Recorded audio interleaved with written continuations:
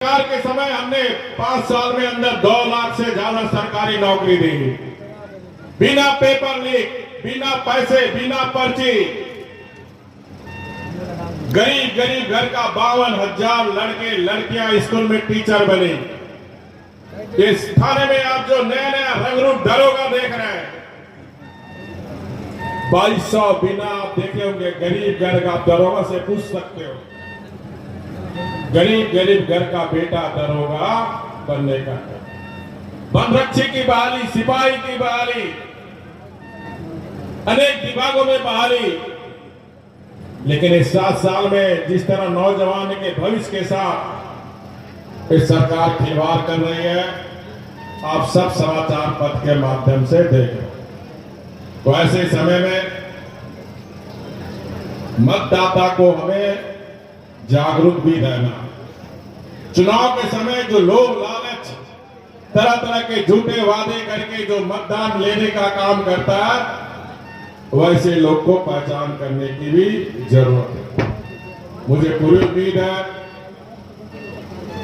कि स्वर्गीय अनिल चौरसिया जी के श्रद्धांजलि सभा प्रत्येक वर्ष जो हमारे विधायक आयोजन करते हैं, इसके पीछे एक ही उद्देश्य है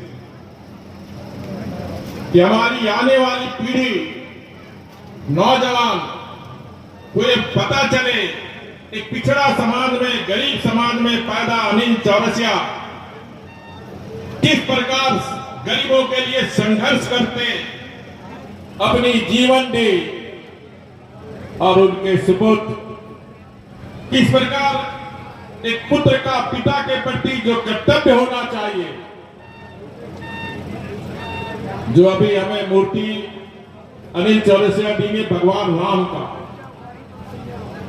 तो मर्यादा पुरुषोत्तम राम किस प्रकार एक पिता का आज्ञा मानकर राजा का पद छोड़कर 14 वर्ष वनवास में बिताया।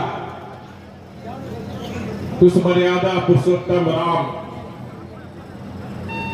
जो मर्यादा भगवान, एक ही भगवान है जिसको मर्यादा पुरुषोत्तम राम कहते हैं, भगवान राम। तो एक रामायण, महाभारत आप सब पढ़े, रामायण में सीरियल भी देखे रामानंद सागर का।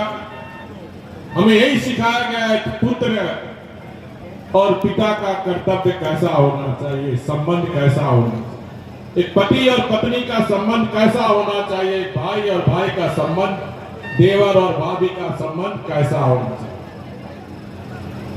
ये मैं कह सकता हूं। तो दूसरा भगवान आप जनता जनार्दन